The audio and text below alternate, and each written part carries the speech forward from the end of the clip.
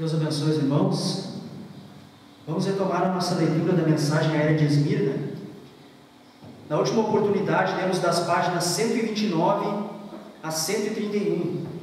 E ali o irmão Brana continuava falando sobre os pensamentos de Deus, os eternos pensamentos de Deus, sobre eleição, sobre predestinação, sobre a noiva estar nos pensamentos eternos de Deus antes da fundação do mundo e sendo expressada em carne, assim como Jesus Cristo também foi expressado em carne, o qual eram os pensamentos de Deus, o qual eram os atributos de Deus, tudo aquilo que Deus era, todos os seus adjetivos, suas qualidades, seus atributos, aquilo foi manifesto em Jesus Cristo. Jesus Cristo, sendo Filho de Deus, Ele era a expressão daquele Deus. Ele fez aquele Deus ser conhecido entre os homens. Tudo que Deus era, foi conhecido através do Filho de Deus, de Jesus Cristo. O irmão Brana diz que Ele era o Pai manifestado em carne, por isso ganhou o título de Filho.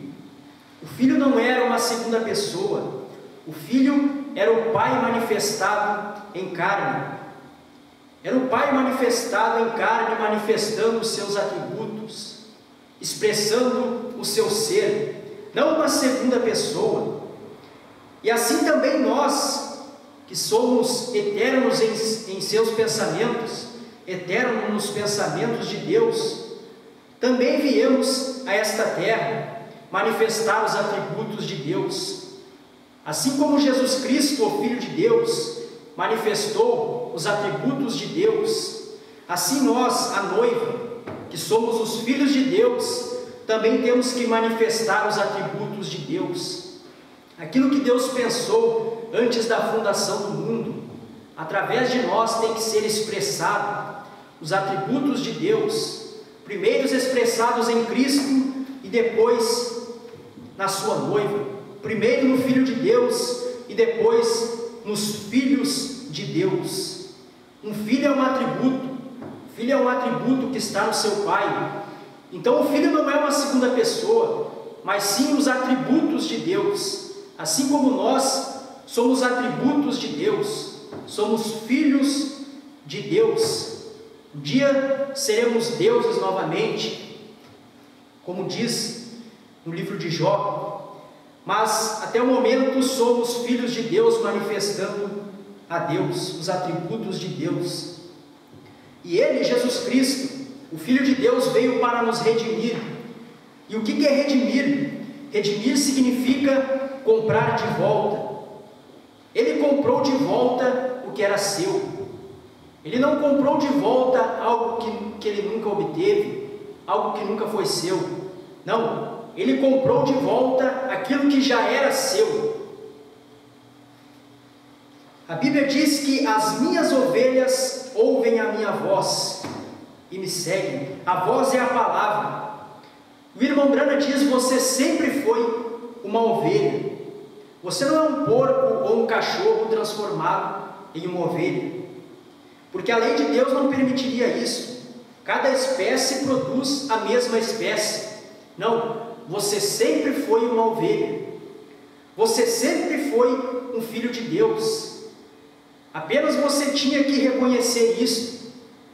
Você tinha que manifestar aquilo que você era antes da fundação do mundo.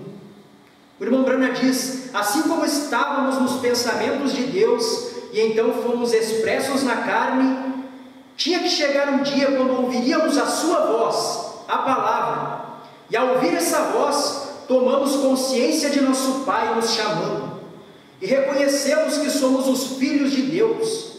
Ouvimos a sua voz e clamamos como fez o filho pródigo: salva-me, ó meu Pai, estou retornando a ti.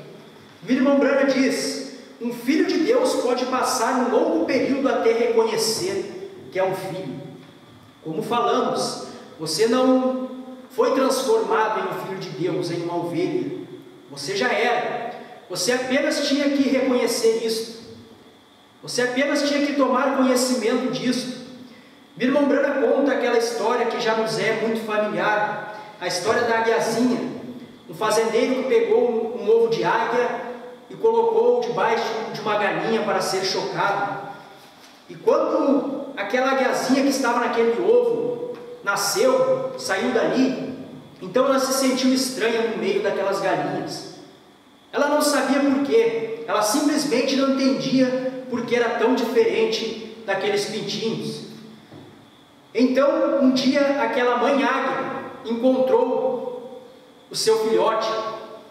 Então, aquela águiazinha pôde reconhecer que ela não era dali. Quando ela viu aquela mãe gritando, então ela reconheceu que ela era uma águia, que ela deveria voar e sair dali. E assim, quando ouvimos a mensagem do dia, quando ouvimos o profeta, como quando ouvimos a mensagem de João, Apocalipse 10, 8 a 11, não nos tornamos filhos, não nos tornamos águia, apenas reconhecemos aquilo que já éramos antes. O irmão Brana diz: veja você que ela sempre foi uma águia, ela agiu como uma galinha por um pouco de tempo, mas não podia estar satisfeita. Porém, quando ouviu o chamado da grande águia, ela chegou ao seu lugar próprio. E uma vez que um verdadeiro Filho de Deus ouve o grito do Espírito da palavra, do Espírito pela palavra, ele também se dará conta de que ele é e correrá para o grande profeta águia e estará com ele para sempre, assentado em lugares celestiais em Cristo Jesus. Você é uma águia, você não é uma galinha. Você não está num galinheiro denominacional e satisfeito com aquilo. Se você ainda está, você está incômodo.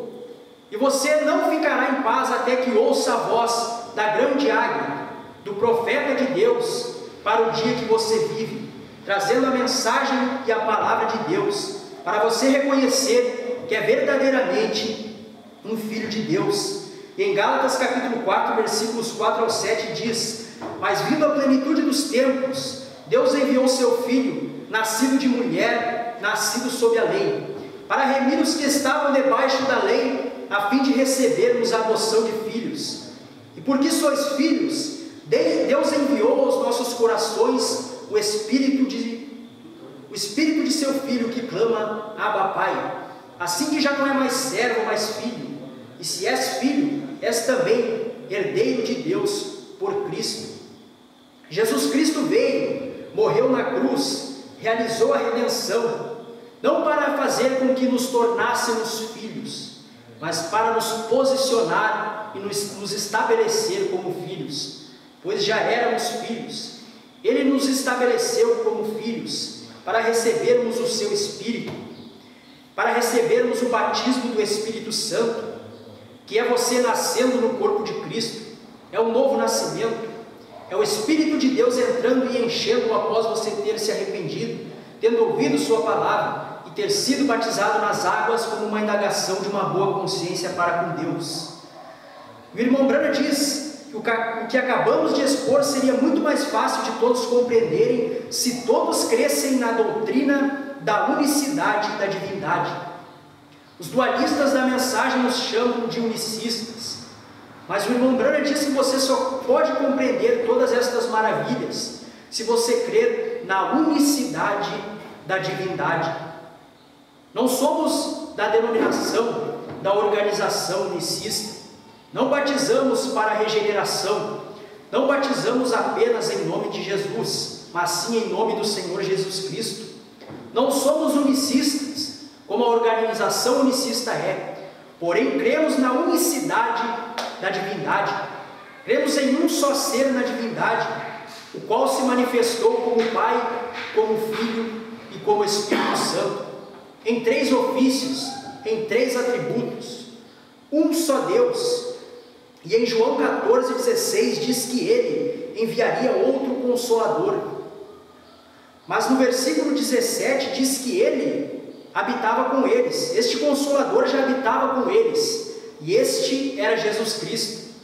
Mas esse Consolador, após sua morte, sua ressurreição, viria e habitaria dentro deles, não apenas com eles, mas habitaria dentro deles. Ele voltaria para eles. E no versículo 23, falando aos discípulos, ele disse: viremos para ele. E alguns podem compreender que isto é duas pessoas, viremos, mas não são dois espíritos que habitam no crente, é um só, é o Espírito Santo, que é o Pai, que é o Espírito de Cristo. Viremos, Pai e Filho, para ele. Por conseguinte, é o Pai, Filho e Espírito Santo, todos entrando de uma vez, porque é uma pessoa abrangendo a divindade. Este advento aconteceu no Pentecostes. Não há duas vindas do Espírito, não há dois Espíritos Santos. Viremos, é o mesmo Pai que habitou, o mesmo Espírito que habitou como Pai e que habitou como Filho, vem agora habitar no crente. Não há duas vindas do Espírito, apenas uma. O problema é que as pessoas não conhecem a real verdade e simplesmente creem em Jesus para a remissão de pecados, porém nunca continuam até receber o Espírito. O irmão Brana segue dizendo, vamos retomar nossa leitura. Antes de encerrar este assunto, eu sei que há uma pergunta em sua mente. Você vai querer saber se eu creio na doutrina da pré-existência, Eu não creio nessa doutrina morta da pré-existência de almas, tanto quanto não creio em reencarnação nem na transmigração de almas. Seja cuidadoso aqui e veja isso. Não é a pessoa que vem predestinada eternamente de Deus, é a palavra ou semente, é isso. Lá atrás, no passado, longe demais para a mente humana alcançar, o Deus eterno, com pensamentos eternos, pensou e decretou: amei a Jacó e aborreci Esaú. Romanos 9,13. E nem tinham nascido, e nem feito bem ou mal. Veja, era o pensamento. Depois esse pensamento foi expresso, e Deus comprou de volta Jacó, porque somente Jacó era semente. Apenas Jacó tinha semente. É por isso que tinha respeito à primogenitura e ao pacto de Deus. Se você é semente verdadeira, você ouvirá essa palavra. O Espírito batizará no corpo de Cristo, enchendo-o e dando-lhe poder. E você receberá a palavra para o seu dia e sua era. Você vê quão clara se torna a verdadeira evidência quando a palavra lhe é revelada? Observe novamente. Jesus era a semente real. Ele viveu num corpo humano. Quando o Espírito o chamou, o pensamento manifestado pela palavra, ele foi ao Jordão e ali foi batizado nas águas. Ao obedecer a palavra, o Espírito Santo veio sobre ele e a voz disse: este é o meu filho amado, a ele ouvi. A voz não disse: esse tornou-se meu filho. Jesus era o filho. O Espírito Santo o reconheceu como aquele filho diante de todos. Então, tendo isto cheio assim, e o mesmo padrão conservou-se no Pentecostes e sempre depois, ele saiu em demonstração de poder, recebendo de Deus e proveniente de Deus a plena revelação para aquele dia. Ora, temos dito constantemente que a verdadeira evidência de ser batizado com o Espírito Santo é o crente receber a palavra para a era em que vive. Deixe-me mostrar-lhes mais claramente. As 7 eras, como apresentadas em Apocalipse capítulo 2 e 3, abrangem toda a plenitude dos gentios, ou todo o tempo no qual Deus está tratando com os gentios para a salvação. Em cada particular era, sem exceção, é dita a mesma coisa ao abrir e encerrar a mensagem para a era. Ao mensageiro, de Éfeso, Esmirna, Pérgamo, Tiatira, Sardo, Filadélfia, Laodiceia, escreve: isto diz aquele, etc, etc. Quem tem ouvidos, ouça, singular, o que o Espírito diz às igrejas. Note aqui que Jesus, pelo Espírito em cada era, dirige-se somente a uma pessoa com relação à palavra para aquela era. Somente um mensageiro em cada era recebe o que o Espírito tem a dizer para essa era. E esse mensageiro único é o mensageiro para a verdadeira igreja. Ele fala da parte de Deus às igrejas através de revelação, tanto a verdadeira como a falsa. A mensagem é, portanto, transmitida a todos, mas embora seja transmitida a todos os que se acham em seu alcance, a mensagem é recebida individualmente por apenas um determinado grupo qualificado e de uma determinada maneira. Cada indivíduo desse grupo é um que tem a capacidade de ouvir o que o Espírito está dizendo através do mensageiro. Aqueles que ouvem não estão obtendo sua própria revelação privada, nem é um grupo obtendo uma revelação coletiva, mas cada pessoa está ouvindo e recebendo o que o mensageiro já recebeu de Deus. Agora, não ache estranho que este seja o caso, porque Paulo estabeleceu este padrão sob a mão de Deus. Somente Paulo tinha plena revelação para o seu dia, como foi evidenciado pelo seu confronto com os outros apóstolos que admitiram que Paulo era o mensageiro profeta aos gentios para aquele dia.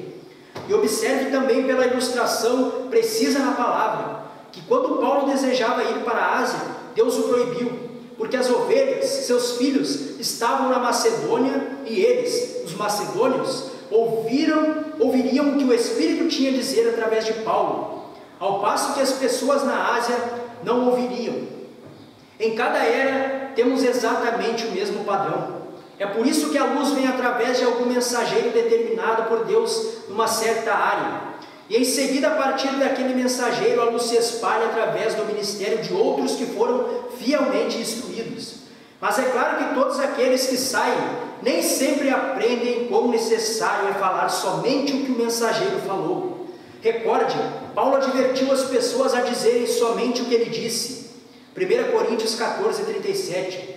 Se alguém cuida ser profeta ou espiritual, reconheça que as coisas que vos escrevo são mandamentos do Senhor.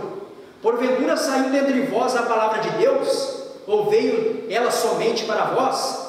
Eles acrescentam aqui ou tiram ali, e logo a mensagem não é mais pura, e o avivamento se extingue. Quão cuidadosos devemos ser em ouvir uma voz, porque o Espírito tem apenas uma voz, que é a voz de Deus. Paulo os admoestou a dizerem o que ele disse, assim como Pedro fez também. Ele os advertiu de que até ele, Paulo, não podia mudar uma palavra do que tinha dito por revelação. Quão importante é ouvir a voz de Deus por meio de seus mensageiros, e então dizer o que lhes foi dado para dizer às igrejas. Eu espero que você esteja começando a ver isso agora. Talvez você possa compreender agora porque eu não concordo com os fundamentalistas e os pentecostais. Eu tenho que me manter fiel à palavra da maneira que o Senhor a revelou. Agora, eu não cobri todo o assunto.